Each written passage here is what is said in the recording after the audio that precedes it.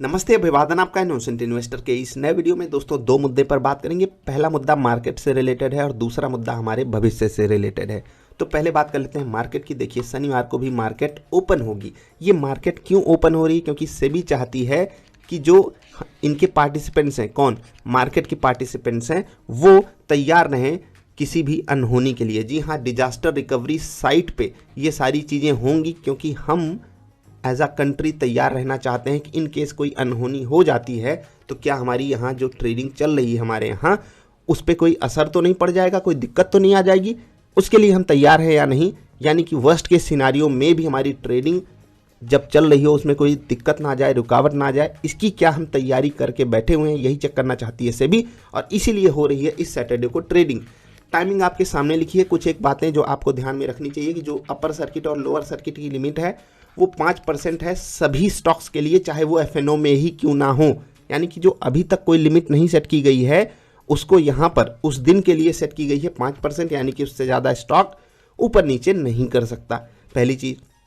दूसरी चीज़ इसी से रिलेटेड है कि जो 2% वाले स्टॉक्स हैं सर्किट वाले, यानी कि जो पेनी स्टॉक्स हैं या जो किसी क्या बोलें किसी जांच में बैठे हुए हैं, जिन स्टॉक्स पे कोई जांच लगी हुई है, वो सब स्टॉक्स 2% की ही लिमिट पे रहेंगे। उनकी जो लिमिट है वो बढ़ाई नहीं जा रही है। और जो ट्रेडिंग सेशन होगा वो दो पार्ट्स में डिवाइड होगा। पहले तो प्राइमरी साइट, यानी कि जो यहाँ पर अभी नॉर्मल ट्रेडिंग होती है वो होगी 9:15 से 10 बजे तक, और उसके बाद हम जाएंगे यहाँ पर डिजास्टर रिकवरी साइट पे। हम नहीं जाएंगे, एक्चुअली वो एक्सचेंजेस जाएंगे, या जिनको जाना है वो जाएंगे। हम सबको अपॉर्चुनिटी मिलेगी ट्रेड करने की। फिर से 11:30 से 12:30 के बीच में आपको प्री ओपन सेशन यहाँ पर 11:15 से 11:23 के बीच में मिलेगा, और यहाँ पर 9 बजे से 9:08 तक मिलेगा। तो शनिवार को एक कमाल का दिन होने जा रहा है। ये एक ऐतिहासिक दिन है, तो आप सभी भी इसमें पार्टिसिपेट कीजिएगा। हाँ, ऑर्डर को थोड़ा सा ध्यान में रखिएगा। जो भी आप ऑर्डर लगाएंगे यहाँ पर वो यहाँ पर सुलट जाना चाहिए, जिससे कि आप यहाँ पर नए ऑर्डर्स ही लगाओ। और ज़रूरी नहीं कि आप इसमें ट्रेड करो, लेकिन मार्केट को देखना ज़रूर। तो मैं ये चीज़ें आपके साथ इसलिए शेयर करना चाह रहा था कि आप सब भी वर्स्ट के सिनारियो के लिए कभी तैयार नहीं होते हो, तो उस चीज़ को ऐसे समझ लेना कि अपने यहाँ जो सबसे बड़े बड़े इंस्टीट्यूशंस हैं वो भी इसको बहुत सीरियसली लेते हैं, और हम सब अपनी लाइफ में मस्त रहते हैं। वर्स्ट केस कंडीशन के लिए कभी तैयार नहीं रहते। इसीलिए मैं आपसे बार बार रिक्वेस्ट करता हूँ, वर्स्ट के सिनारियोज के लिए हमेशा तैयार रहा कीजिए, तभी आप सही से इस लाइफ को अप्रोच कर पाओगे। ठीक है, आई होप आप सब समझ गए होंगे मैं क्या कहना चाहता हूँ। पुरानी वीडियोस हैं कुछ, उनको आप ज़रूर देखिएगा, तब आप समझ जाओगे। बाकी आइए बात करते हैं दूसरी, भविष्य की बात करते हैं, क्योंकि ये बात रिलेटेड है बच्चों से, और बच्चे ही देश का भविष्य हैं। जी हाँ, कोचिंग इंस्टीट्यूशंस को ये कह दिया गया है कि अब वो 16 साल से कम उम्र के बच्चों को एडमिशन नहीं दे सकते। अगर वो ऐसा करते हैं उनके ऊपर लगाई जाएगी फ़ाइन। फ़ाइन कितनी हम नीचे जानेंगे, लेकिन ये खबर को मैं क्यों डिस्कस कर रहा हूँ, क्योंकि भाई साहब ऑलमोस्ट मैं बहुत बड़े बड़े इंटेलेक्चुअल लेवल के लोगों से बात कर चुका हूँ, और वहाँ पर हमारी और उनकी जो सोच है बिल्कुल डिफ़र कर जाती है। मैं कहता हूँ कि इस देश में कोचिंग इंस्टीट्यूशंस से ज़्यादा करप्ट जगह कुछ है ही नहीं, और वो इस चीज़ पे कभी एग्री नहीं कर पाते हैं। मैं आपको ये समझा देना चाहता हूँ, उसके बाद आपके भी विचार मैं ज़रूर जानना चाहूँगा। लेट से कि किसी भी एग्ज़ाम में 5,000 सीट्स थी, ठीक है। वो एग्ज़ाम किसी भी चीज़ से रिलेटेड हो सकता है, वो एग्ज़ाम जॉब से रिलेटेड हो सकता है, वो एग्ज़ाम किसी बड़े इंस्टीट्यूशन की सीट से रिलेटेड हो सकता है कि आपको वहाँ पर एडमिशन मिल गया। ठीक है, कुछ भी हो सकता है। 5,000 अपॉर्चुनिटीज़ थी, लेट से कि जॉब थी, लेट से कि सीट थी। ठीक है, IIT हो गए, NITs हो गई, IIM हो गए, या एम्स वगैरह, जहाँ पर भी है आप ऐसे मान लेना। जॉब हो गई, जो भी बड़ी जॉब्स हैं या छोटी भी जॉब्स हैं। सरकारी का मतलब सरकारी होता है, इसीलिए तो एग्ज़ाम हो रहा है, क्योंकि उसका क्रेज़ है, इसीलिए तो लोग उसके पीछे पगलाए हैं। ठीक है, अब सोचो ये 5,000 सीट्स निकली। अब उसको अप्लाई मान लेते हैं कि 50,000 लोगों ने किया। ये तो मैं बहुत कम बता रहा हूँ, बहुत कम बता रहा हूँ।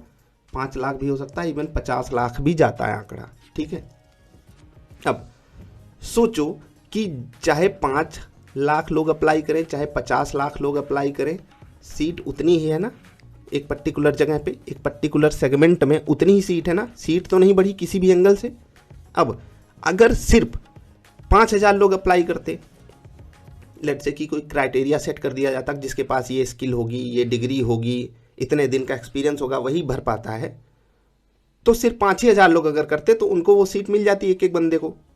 अब यहाँ पर 50,000 लोग अप्लाई कर दिए, लेट्स से कि वो जो क्राइटेरिया जो डिमांड किया गया था वो ज़्यादा लोग फुलफिल करते थे, तो ज़्यादा लोग फॉर्म भर दिए, कोई दिक्कत नहीं। यहाँ तक मुझे कोई दिक्कत नहीं है कि 10x तक एक सीट की डिमांड हो गई, ठीक है, क्योंकि इस देश में काफ़ी लोग एजुकेटेड हैं, काफ़ी लोगों के पास स्किल है। अब उसमें से एक बढ़िया कंपटीशन, एक हेल्दी कंपटीशन होता उन लोगों के बीच और वो आ जाते, ठीक है, और जो उनमें से बेस्ट होता उसको ये सीट दे दी जाती, चाहे जॉब की होती चाहे किसी बड़े इंस्टीट्यूशन की होती।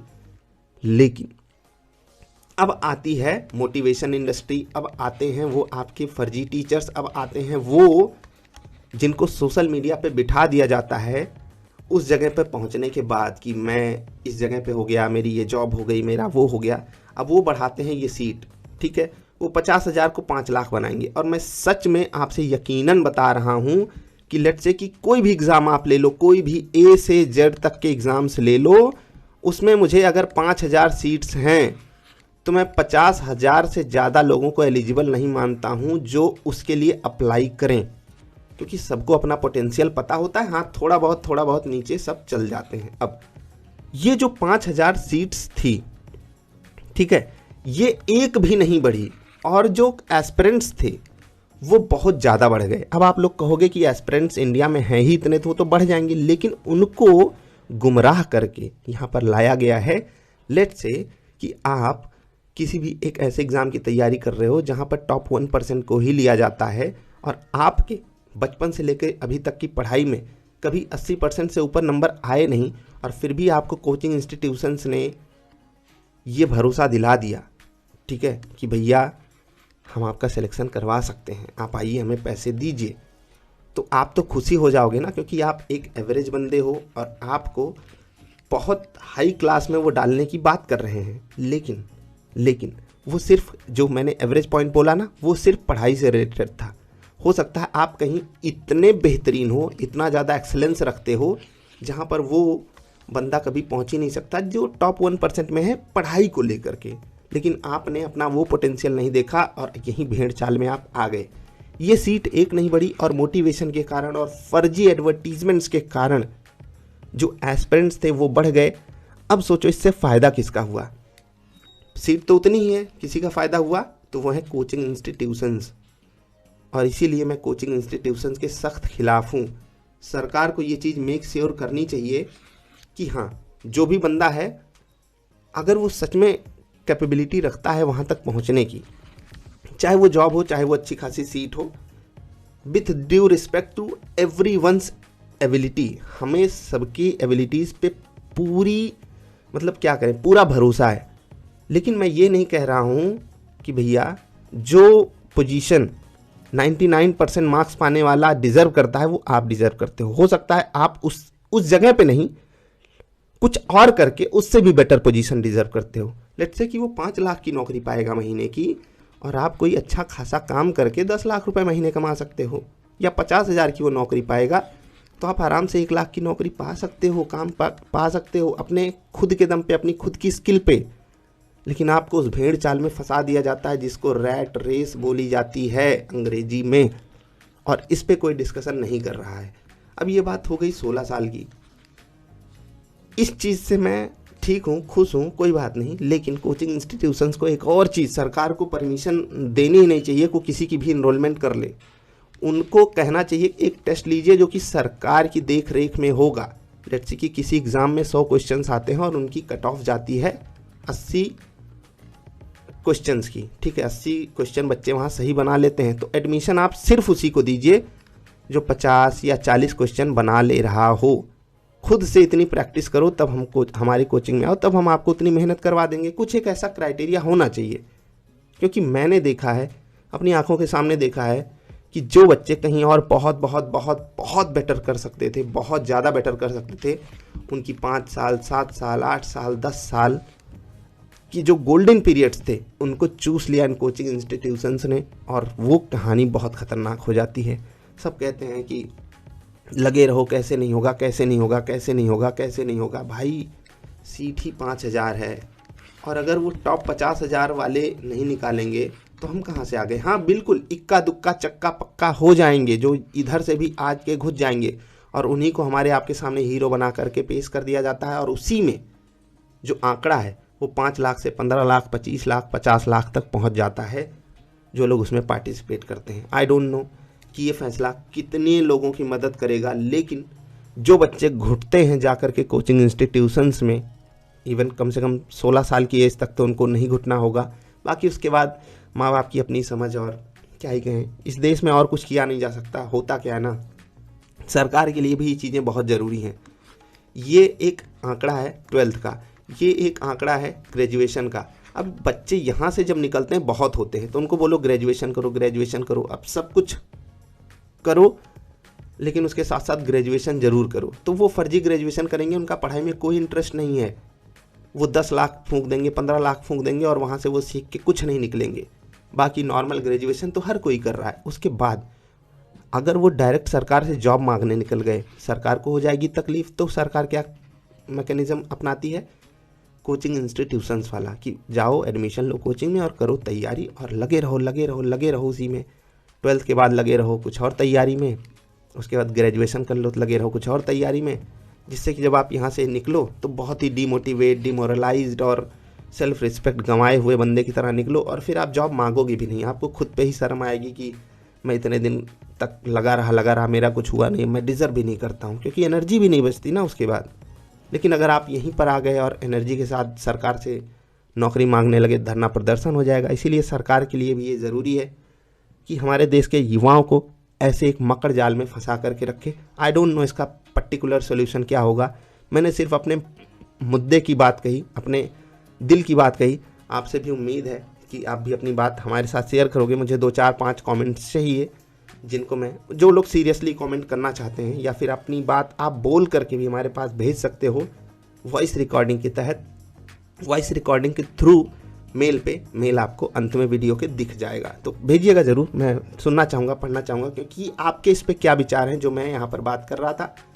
बाकी सरकार ने ये भी कहा है कि जो भी आप टीचर्स रखिए वो ग्रेजुएट हों। ठीक है, अब इंडिया में ग्रेजुएशन करना कितना आसान है कि यहाँ पर बीटेक की भी डिग्री बिक रही है, बीए, बीएससी, बीकॉम और फालतू की डिग्रियाँ तो पहले से ही बिकती हैं।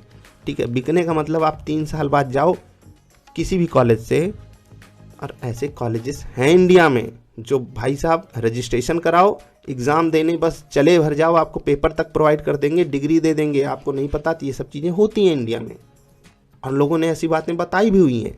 इवन बड़ी बड़ी डिग्रियाँ बिक रही हैं। तो ये अब होता है ना, सरकार को कुछ ना कुछ तो रखना पड़ेगा। चलो इतना ही रख दी, उतना ही बहुत है। बाकी मुझे नहीं लगता कोई ग्रेजुएशन के नीचे भी होगा जो बच्चों को कोचिंग में जा कर के पढ़ाता होगा। आई डोंट नो इस पर कुछ ज़्यादा। बाकी पेरेंट्स के साथ बातचीत तो होनी ही चाहिए। ये सब चीज़ें क्या ही करें, जब आप किसी कोचिंग इंस्टीट्यूशन में जा रहे हो तो ऑफकोर्स प्रॉमिस कर रहे हैं तभी तो आप वहाँ पर जा रहे हो। बाकी रियलिटी क्या है वो तो आपको पता ही है। ये सब चीज़ें आप पढ़ सकते हो, ए से लेकर जी तक सारी बातें दी हुई हैं, पढ़िएगा। और आप अपने विचार हमारे साथ ज़रूर शेयर कीजिएगा। जो भी दिल में था मैंने आपसे कहा। अभी के लिए इतना ही, जल्दी मिलेंगे। वीडियो देखने के लिए आपका आभार। मिलते हैं आपसे, नमस्कार।